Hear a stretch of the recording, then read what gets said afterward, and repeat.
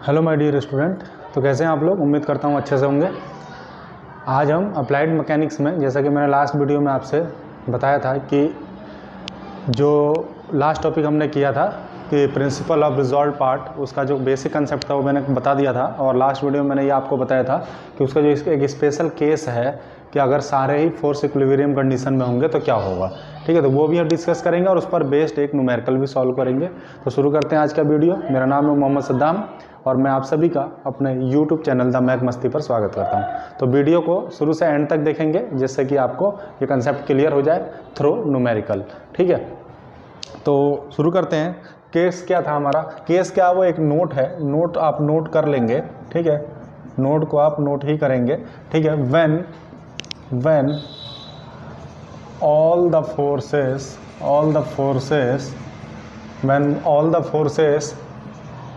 are in equilibrium,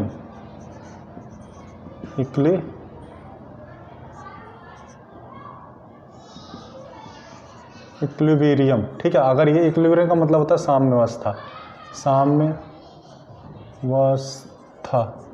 अवस्था। ठीक है, तो अगर ये सारे ही फोर्स, मैंने आपको बताया था कि नंबर ऑफ फोर्स एक्ट करते हैं तो हम दो लॉ यूज करते हैं। एक तो हमने polygon law of force use किया था और दूसरा क्या था, principle of resultant by principle of resolved part. तो वो हम कर रहे हैं। ठीक है, तो अगर सारे फोर्स, अगर फोर्स इक्विलिब्रियम में नहीं थे तो हमारा रिजल्टेंट क्या आ गया था? रिजल्टेंट हमारा आ गया था R इक्वल टू क्या आ गया था?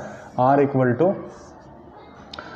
टू आ गया था हमारा समेशन ऑफ H का whole square plus summation of vertical forces का होल स्क्वायर। ये अलजेब्रिक सम थे। और जो हमारा डायरेक्शन आया था वो क्या आया था? tan थीटा इक्वल्स टू क्या आ गया था? Summation of V vertical upon summation of H, ये आ गया था। ठीक है, वो कैसे आया था वो मैंने प्रीवियस वीडियो में डिस्कस किया था। जिसने भी मिस किया वो जाके देख सकते हैं। ठीक है, तो अगर अब कंडीशन ये हो गई है कि when all the forces are in equilibrium condition, अगर सारे फोर्स इक्विलिब्रियम कंडीशन में होंगे तो क्या होगा? तो एक आपका टॉपिक भी है अप्लाइड मैकेनिक्स में, प्रिंसिपल ऑफ इक्विलिब्रियम कंडीशन। ठीक है, तो वो मैं यहीं डिस्कस कर दे रहा हूँ। उसके लिए बस छोटा सा कुछ चीज़ें बताऊँगा। कोई भी सिस्टम इक्विलिब्रियम में तब होगा जब उस पर कोई भी डिस्टर्बेंस नहीं होगा। अगर मेरे को कोई धक्का दे रहा है, ठीक है, मुझे कोई हिला रहा है, तो क्या होगा? मैं इक्विलिब्रियम में नहीं हूँ, मतलब मेरे अंदर कुछ ना कुछ डिस्टर्बेंस है। अगर मैं स्टेशनरी ऐसे खड़ा हो जाता हूँ, ठीक है, मतलब मेरे ऊपर कोई फोर्स एक्ट नहीं हो रहा है, कोई भी एक्स डायरेक्शन में फोर्स एक्ट नहीं हो रहा, कोई भी वर्टिकल डायरेक्शन में फोर्स नहीं हो रहा, एज वेल एज मुझे कोई मोड़ भी नहीं रहा है, ऐसे धक्का देके जिससे कि मैं मुड़ जाऊं। ठीक है, तो तीन चीज़ें वो पता चल गई। एक्स डायरेक्शन के फोर्स जीरो हो गए, वाई डायरेक्शन के फोर्स भी जीरो हो गए, और मोड़ने के लिए मुझे कोई ना कोई मूवमेंट चाहिए। तो कोई ना कोई मेरे ऊपर कोई एक मूवमेंट लगा रहा होगा, मोड़ रहा होगा मुझे, तभी तो मैं मुड़ूंगा। तो मतलब समेशन ऑफ मूवमेंट भी जीरो होना चाहिए। तो यहाँ से आप क्लियर हो गया कि for equilibrium condition, equilibrium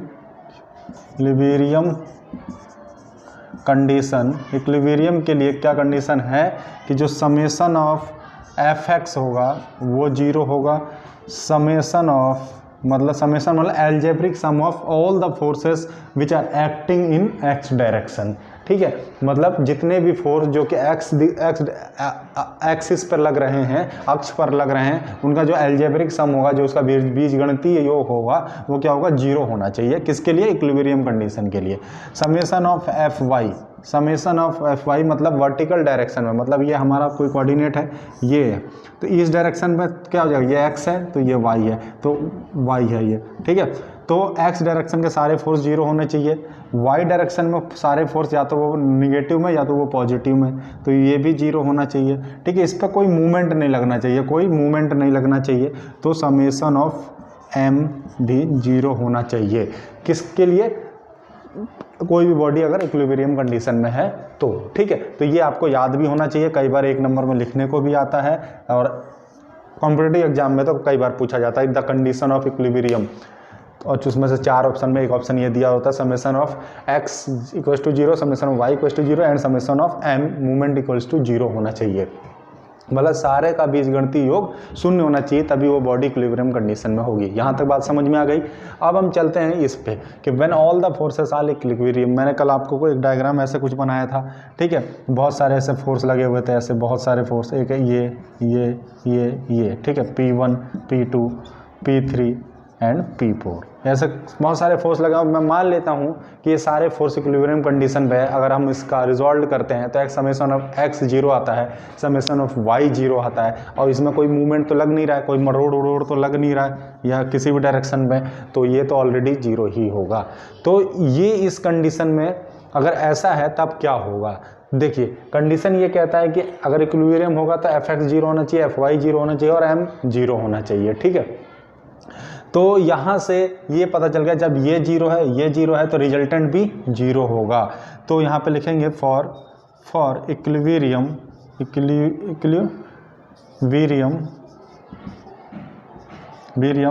r equals to 0, मतलब रिजल्टेंट भी 0 होगा। भाई रिजल्टेंट क्यों 0 होगा, जब हॉरिजॉन्टल वाले भी 0 होगा, हॉरिजॉन्टल कौन सा होगा fx, ठीक है, और वर्टिकल कौन सा होगा fy, ठीक है, y डायरेक्शन में।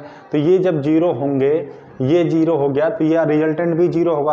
और एक चीज़ ध्यान रखने वाली बात है कि ये क्या है, h स्क्वायर शुड बी 0, ठीक है, v स्क्वायर शुड बी 0, ठीक है। तो ये 0 होना चाहिए, लेकिन ये सब क्या है, पॉजिटिव वैल्यू है। क्यों पॉजिटिव वैल्यू, मान लीजिए कि हॉरिजॉन्टल की वैल्यू निगेटिव आ गई जब हमने सारा रिजॉल्व किया और वैल्यू आ गई -10, कितनी आ गई इसकी, h की वैल्यू आ गई -10, ठीक है, h की वैल्यू -10 आ गई। तो जब हम h स्क्वायर करेंगे तो ये तो पॉजिटिव वैल्यू दे देगा ना, तो ये पॉजिटिव होगा तो ये भी पॉजिटिव होगा। सिंपल सी बात है, किसी का भी अगर हम स्क्वायर करते हैं, वर्ग करते हैं, चाहे वो निगेटिव नंबर हो या पॉजिटिव नंबर हो, तो वो क्या होगा, पॉजिटिव वैल्यू ही होता है। करके देख लीजिए, -2 का होल स्क्वायर कितना होगा, 4 हो जाएगा, ठीक है, 4। तो यहाँ पे भी क्या है, स्क्वायर है, ठीक है। तो यहाँ से पता चल गया कि इक्वेशन से तो ये 0 नहीं बनेगा।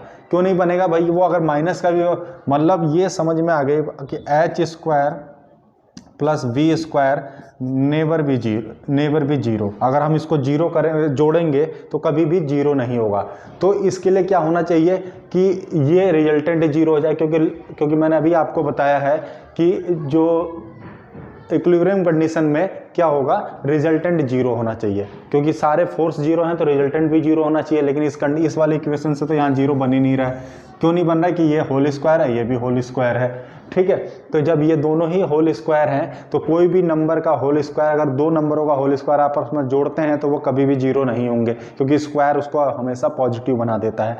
तो यहाँ से हमें पता चल गया कि रिजल्टेंट तभी 0 होगा जब सेपरेटली h 0 हो जाए और v 0 हो जाए।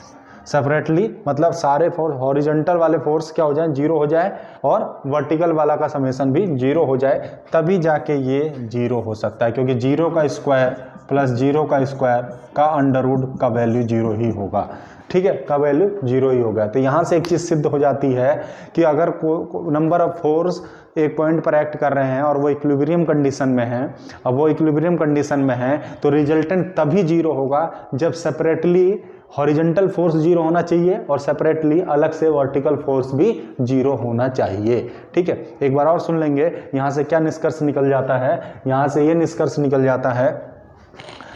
निष्कर्ष निकलता है कि अगर when all the forces are equilibrium, जब सारे फोर्स इक्विलिब्रियम कंडीशन में होंगे तो जो उनका रिजल्टेंट होगा वो 0 तभी होगा जब हॉरिजॉन्टल फोर्स अलग से 0 हो और वर्टिकल फोर्स भी 0 हो, मतलब दोनों का मान 0 आ रहा हो करने पे, ठीक है। पहले ही जब हम ये निकालेंगे, क्या समेशन ऑफ h निकालेंगे तो ये भी 0 आना चाहिए, समेशन ऑफ v निकालेंगे तो भी 0 आना चाहिए। ये 0 वैल्यू इसके अंदर पुट करोगे तब जाकर रिजल्टेंट 0 आएगा, तब ये कंडीशन सेटिस्फाइड होगी।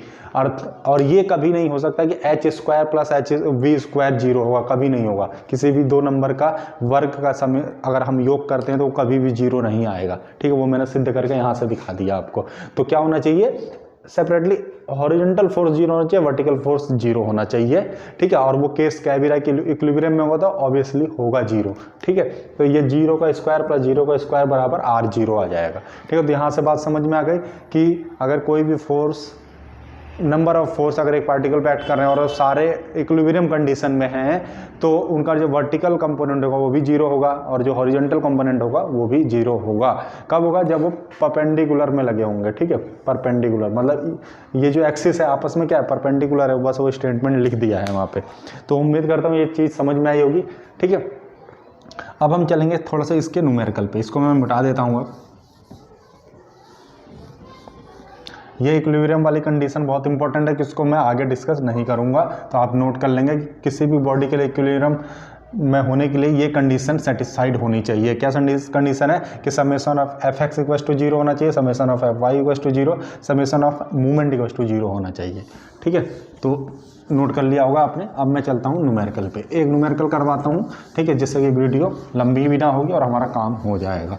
ठीक है, बाकी इस पर न्यूमेरिकल आप बनाएंगे, नहीं बनाएगा तो आप मुझे कमेंट बॉक्स में या मैं अपना नंबर डिस्क्रिप्शन में ऐड कर दूंगा, वहाँ से मुझे व्हाट्सएप पे मैसेज करके बता सकते हैं, मैं उसको भी सोल्यूशन करा दूंगा। तो उसके लिए क्वेश्चन के लिए मैं बुक की हेल्प लूँगा, क्योंकि बुक क्वेश्चन में यहाँ पे लिखने में टाइम लगेगा। डायरेक्ट मैं क्वेश्चन सॉल्व करता हूँ। ठीक है, एक क्वेश्चन है कि determine the magnitude and direction of the resultant of the force so in the figure. एक फिगर दिया हुआ है और उससे बोल रहा है कि आप इसका मैग्नीट्यूड एंड डायरेक्शन निकालिए। तो मैं यहाँ पे डायग्राम बना देता हूँ। डायग्राम कुछ करके ऐसे करके है, ठीक है, ये है एक वर्टिकल डायरेक्शन में है ऐसे, ठीक है, ये है, ठीक है, कोऑर्डिनेट बना दिया। इस पर एक फोर्स एक्ट कर रहा है, ये फोर्स जो है 15 न्यूटन का है। ठीक है, फिर एक ऐसे फोर्स एक्ट कर रहा है, ये फोर्स हमारा 10 न्यूटन का है। ठीक है, ये फोर्स जो वाई एक्सिस पर ये 25 न्यूटन का है। ठीक है, एक फोर्स यहाँ पे एक्ट कर रहा है, ये है हमारा 30 न्यूटन का, और एक फोर्स यहाँ पे एक्ट कर रहा है, ये है हमारा 20 न्यूटन का। इनके बीच का जो कोण है, इसके बीच का कोण है 60 डिग्री। ठीक है, इसके बीच का कोण है 45 डिग्री। ठीक है, ये जो है हमारा, ये तो सीधी बात है 90 डिग्री का कोण बना दे रहा है, और ये जो है हमारा है 60 डिग्री का कोण। तो ये कुछ दे रखा है ऐसा डायग्राम, और इसने कहा है कि आप इसका रिजल्टेंट और magnitude of resultant and direction ज्ञात कीजिए। तो यहाँ से देखते ही पता चल गया कि इस पॉइंट पर नंबर ऑफ फोर्स एक्ट कर रहे हैं, नंबर ऑफ फोर्स एक्ट कर रहे हैं, तो ये दो मेथड से निकल जाएगा। दो मेथड क्या है, लॉ ऑफ पॉलीगन, इसको पॉलीगन बनाना पड़ेगा ऐड कर करके। ठीक है, फिर उसको ग्राफिकल मेथड या एनालिटिकल मेथड से सॉल्व करना पड़ेगा। ठीक है, नहीं तो दूसरा मेथड है कि resultant by principle of resolve force, ये थोड़ा ईजी पड़ता है। तो मतलब दो ही नियम है जिस पे नंबर ऑफ फोर्स एक्ट कर रहे हैं, उसके लिए दो ही नियम है, तो दो नियम में था जो इजी है वो यूज कर लेंगे। तो मुझे सबसे ज़्यादा इजी लगता है रिजॉल्व पार्ट वाला, क्योंकि उसमें समेशन ऑफ एक्स वर्टिकल कर दीजिए, समेशन ऑफ क्या कर दिया, हॉरिजॉन्टल कर दीजिए, भी डायरेक्ट फार्मूला आर और उसका दिया हुआ है। तो अब हम निकाल लेंगे, क्या निकाल लेंगे, अब हम यहाँ से निकाल लेंगे resolved force in X direction. X direction का मतलब जो हॉरिजॉन्टल है वो निकाल लेंगे। हॉरिजॉन्टल में ही तो एक्स डायरेक्शन होगा, ये एक्स डायरेक्शन है, ये वाई डायरेक्शन है। ठीक है, तो ये हॉरिजॉन्टल है, तो सारे फोर्स रिजॉल्व कर लीजिए। तो देखिए यहाँ पे एक फोर्स लग रहा है, ये क्या लग रहा है, 15 का, पहला फोर्स 15। ठीक है, 15 लग रहा है, और मैंने बोला था हॉरिजॉन्टल फोर्स किसके साथ जाता है, कॉस के साथ जाता है, कॉस फैक्टर के साथ जाता है। तो और यहाँ से देखिए जब यही फोर्स इसी लाइन पे लग रहा है तो कितने का कोण बना रहा होगा, 0 डिग्री का कोण बना रहा होगा। जब यही फोर्स इसी हॉरिजॉन्टल एक्सिस पे एक्ट कर रहा है तो फोर्स कितना हो गया, 0, तो cos 0 degree plus next force हमें 10 मिला, और 10 और ये इसके बीच में कोण कितना है, 45 डिग्री। ठीक है, तो 10 कॉस 45, ठीक है, डिग्री प्लस अब हमारा तीसरा फोर्स क्या है, 25 और ये एक्सिस कितना है, 90 डिग्री का। तो ये कितना बच जाएगा, 25 और कॉस 90 डिग्री। ठीक है, इसी तरह अगला फोर्स जोड़ लीजिए। अगला फोर्स हमें क्या मिल रहा है, ये मिल रहा है 30 का, 30 कॉस कितना कोण बनाएगा भाई, ये टोटल ये 90 है, तो ये भी 90 है, 90 कितना होगा, 180, और ये 60, 180 और 60 कितना हो जाएगा भाई, 240 डिग्री का कोण बना रहा है। सारे कोण को हमको जोड़ते रहना, मतलब इस वाले फोर्स को हमको रिजॉल्व करके एक्स एक्सिस पे लेके जाना है। तो ये कितने डिग्री घूमेगा ये, वो हमको कैलकुलेट करना है। ठीक है, तो कितने डिग्री घूमेगा ये कैलकुलेट कर लीजिए। ये 180 हो जाएगा टोटल, और ये 60, तो 180 और 60 240। अब ये वाला है, अब ये नहीं है कि आप यहीं से इसको मोड़ दीजिए यहाँ पे, नहीं, क्लॉक वाइज डायरेक्शन में ही इसका मूवमेंट होना चाहिए, ठीक है। हम कंसिडर कर रहे हैं कि क्लॉक वाइज डायरेक्शन में ही मूवमेंट ले रहे हैं सबका, तो हम इसको उल्टा क्यों लेके जाएंगे। तो इसको जब हम इधर से ऐसे लेके जाएंगे तो यहाँ तक तो मैंने आपको बता दिया था 240 है। अगर नहीं जोड़ सकते तो जोड़िए, ये कितना हो जाएगा 90 90 180, फिर ये 90 कितना हो जाएगा 180 और 90 कितना हो जाएगा 180 और 90 कितना हो जाएगा 270, 270 हो जाएगा आपका। और 270 और ये कितना बचेगा, ये टोटल 90 होता है, ये टोटल 90 होता है और ये 60 दे रखा है इसने, तो ये कितना बचा है, ये बचा है 30 डिग्री। तो 270 और 30 कितना हो जाएगा 300, ठीक है 300। तो ये हो जाएगा 20 cos 300 डिग्री। एक बार और देखेंगे, एक बार और देख लीजिए ये एंगल कैसे निकाला मैंने 300। देखिए ये मतलब इस वाले फोर्स को इसके ऊपर लेके आना है, तो ऐसे घुमा के इसको लेके आना पड़ेगा यहाँ पे। तो ये कितना डिग्री घुमाना पड़ेगा ये देख लीजिए। देखिए ये तो हमारा कितना हो जाएगा, ये 90, तो ये भी 90, तो ये भी 90, 90 90 90 कितना हो जाएगा 3 बार 90 270। अब 270 बचा कितना, ये बचा है बस। अब ये निकालने के लिए कैसे, यहाँ हमें 60 दे रखा, तो ये भी तो 90 ही होगा, तो 90 में से 60 का कितना हो जाएगा, बचेगा 30। तो 270 और 30 कितने हो जाएंगे हमारे, 270 तो यही था हमारा, और 30 कितना हो जाएगा 300। जब हम इसको सॉल्व कर लेंगे तो हमारा h की वैल्यू आ जाएगी कुछ ना कुछ, ठीक है, h की वैल्यू कुछ ना कुछ आ जाएगी। आप कर लेंगे, आपके पास कैलकुलेटर होगा, इसको जब सॉल्व करेंगे तो यहाँ पे आ जाएगा h की वैल्यू, ठीक है। अब इसी तरह आप लिखेंगे resolve force, all the force in Y direction में रिजॉल्व करेंगे। क्या होगा, summation of v equal to, simple, कल मैंने बताया था कि आप बस क्या करना है, कॉस की जगह साइन लिखते चले जाना है आपको, ठीक है। तो क्या हो जाएगा 15 sine 0 degree plus 10 sine 45 degree plus 25 sine 90 degree plus 30 cos 240 degree plus 20 sine मैं वहीं से देख के लिख दे रहा हूँ ना, इसलिए दिक्कत हो रहा है, ठीक है। ये क्या हो जाएगा साइन, क्योंकि वर्टिकल कंपोनेंट किसके साथ जाता है, साइन के साथ, तो ये 300। तो जब इसको हम सॉल्व करेंगे ऐसे, ठीक है, तो यहाँ कुछ ना कुछ वैल्यू आएगा, कैलकुलेटर से आप सॉल्व कीजिएगा, जो वैल्यू आएगा वो यहाँ लिख दीजिएगा, ठीक है। फिर हम रिजल्टेंट बराबर क्या होता है, रिजल्टेंट बराबर हमने पढ़ा है under root summation of h का whole square plus summation of v का होल स्क्वायर, थोड़ा सा इंक की प्रॉब्लम हो रही है, चलिए मैं रेड यूज कर लेता हूँ, v का होल स्क्वायर, ठीक है। अब यहाँ से सारी वैल्यू रखिएगा, ये वैल्यू यहाँ रख दीजिएगा और ये वाली वैल्यू यहाँ रखिएगा, होल स्क्वायर, फिर उसका रूट निकालिएगा, रिजल्टेंट आ जाएगा हाउ मच, न्यूटन में आ जाएगा, क्योंकि रिजल्ट मैग्नीट्यूड निकाल रहे हैं, फोर्स है, सारे फोर्स न्यूटन में दिए तो ये भी न्यूटन में आएगा।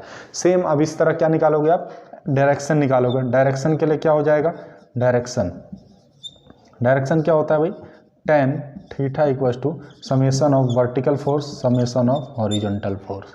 तो क्या करोगे यहाँ पे, वर्टिकल फोर्स जो यहाँ आएगा वो आप यहाँ पे पुट करोगे, और हॉरिजॉन्टल फोर्स जो है यहाँ से आएगा वो यहाँ पुट करोगे, ठीक है। मान लीजिए ऐसे पुट कर लिया आपने कुछ ना कुछ वैल्यू, तो आप थीटा इक्वल्स टू क्या हो जाएगा, tan, ये tan जब इक्वल टू को उधर जाएगा तो इनवर्स बन जाएगा, tan inverse summation of v upon summation of h।